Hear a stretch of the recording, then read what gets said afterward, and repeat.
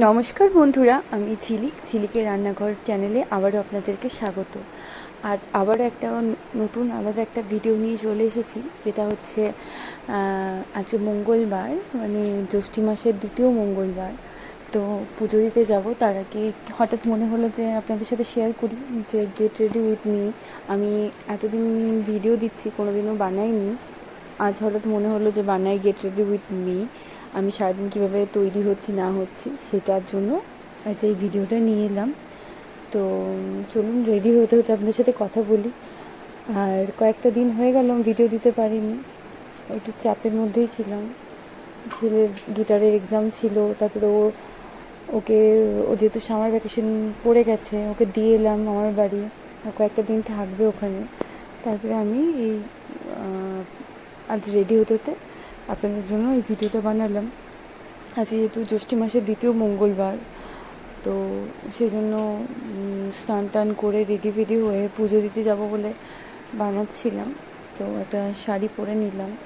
খুব একটা শাড়ি পরা হয়নি, পুজো টুজো না হলে শাড়ি পরা খুব একটা হয়নি। ওই সালোয়ার কামিজ, কুর্তি এসব পরেই তো হয়ে যায়। কিন্তু কিছু কিছু অকেশনালি হয়তো শাড়ি পরা হয়, তাছাড়া তো মানে রেগুলার বেসিসে বাড়িতে তো আমরা পরিই না শাড়ি।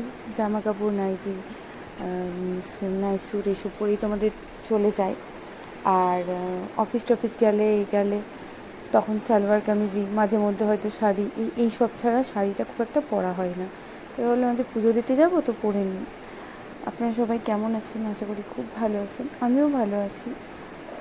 মনটা খুব খারাপ, ছেলেটা নেই, ছেলেটা মামার বাড়ি গেছে।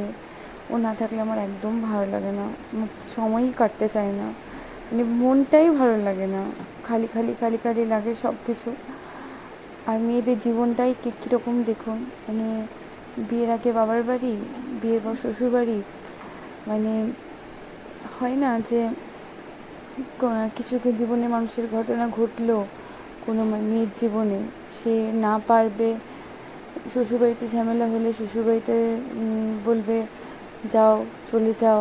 আবার বাবার বাড়িতে বলবে যে হ্যাঁ থাক, বেশি দিন তো থাকা সেভাবে সম্ভব না।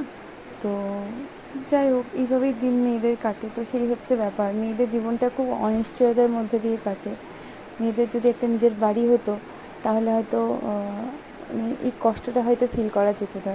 কখনো ঝগড়া হয়, চিৎকার চেঁচামেচি হয়, সব সময় তো একই রকম মানুষের জীবনে চলে না। তো তখন মনে হয় যে কোথায় যাব, মানে এমন হয় যে বাবা মাদের কাছেও তা মানে অন্যের ছেলে এত ইম্পর্ট্যান্ট হয়ে যায়, এতটাই ইম্পর্ট্যান্ট হয়ে যায় যে নিজের মেয়ে দুঃখ কষ্ট এগুলোও চোখে পড়ে না। এরকম অনেক ক্ষেত্রে ঘটে, তো অনেকের ক্ষেত্রে দেখছি। তাই ঝগড়াঝাটি হলে, এমন হলে মনে হয় যে কোথায় যাব, নিজস্ব একটা ঘর বাড়ি থাকা খুব প্রয়োজন। তো সেই হচ্ছে, মেয়েদের জীবনটাই এমন। তো কিছু তো করার নেই, যেমন মানুষের মানে ভাগ্য নিয়ে মানুষ, নিজের নিজের ভাগ্য নিয়ে মানুষজন আসে। তো যাই হোক, অনেক কিছু বলে ফেললাম। তো চলুন, আমি রেডি হয়ে নিয়েছি। এবার আমাদের বাড়ির কাছে একটা বিশাল বড় কালী বাড়ি আছে, যেটা ভবতারিণী মায়ের পুজো হয় ওখানে। যেটা হচ্ছে কি পুরো দক্ষিণেশ্বর মায়ের যেমন আদল, ওরকম ওই আদলেরই মায়ের মূর্তিটা। তো ওখানেই পুজো দেব। একবার ভাবছিলাম যে ও আরও তো প্রথম মঙ্গলবারটা এই মন্দিরে দিয়েছি পুজো, তো আরও অন্যান্য মন্দিরে যাব, কিন্তু এত রোদ গরম যে আর হয়ে উঠলো না। সাংঘাতিক রোদ গরম, মানে বাইরে বেরোতে হাঁসফাঁস করে যাচ্ছে জীবন। মানে কত কত মানুষের সানস্ট্রোক হয়ে যাচ্ছে এই রোদ গরমে। তাই কাছাকাছির মধ্যে এই কালীবাড়িটাই পড়ে, তো সেই কারণে আমি এখানেই গেলাম, পুজোটা দিয়ে এলাম। আর যেহেতু প্রথম আর শেষ মঙ্গলবার, এই দুটোতেই সাংঘাতিক পরিমাণে ভিড় হয়। আর মাঝে দুটো বা তিনটে যে মাসে যেরম পড়ে, তো সেগুলোতে ওই মানুষ নিজের মতো করে যায়, যার যখন সময় হয়, তাই জন্য খুব একটা ভিড় হয় না। কিন্তু প্রথম মঙ্গলবারে সাংঘাতিক ভিড় হয়, আর এই শেষ মঙ্গলবারেও কিন্তু সাংঘাতিক ভিড় হবে।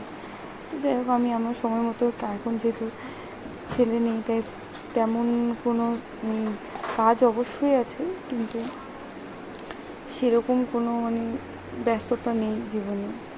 তাই নিজের মতো করে রেডি ফেডি হয়ে ভাবলাম যাই একটু পুজো দিয়ে আসি, তাই একটু সাজুগুজু করলাম। আমি সাজুগুজু করতে খুব ভালোবাসি, আমার খুব ভালো লাগে সাজুগুজু করতে, কিন্তু হয় না, মনের ওপর ডিপেন্ড করে। মন মেজাজ ঠিক না থাকলে কিছুই ভালো লাগে না। তারপরে মাঝে মাঝে মনে হয় মন মেজাজ ঠিক না থাকলেও কী হচ্ছে, নিজের জন্য মানুষ বাঁচবে, তো সেই হচ্ছে ব্যাপার। দিয়ে এই রেডি ফেডি হয়ে আমি ওই সিঁদুর ঠেকিয়ে নিলাম। আর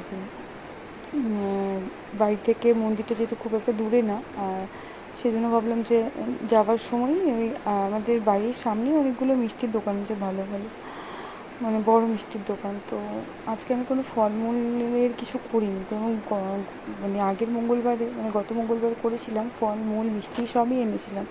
তো এই মঙ্গলবার ওই ভালো খাসমন্ডা এসব নিয়ে ধূপ টুপ দিয়ে তার সব যা সরঞ্জাম লাগে দিয়ে চলে গেলাম। বাই, ভালো থাকবেন সবাই।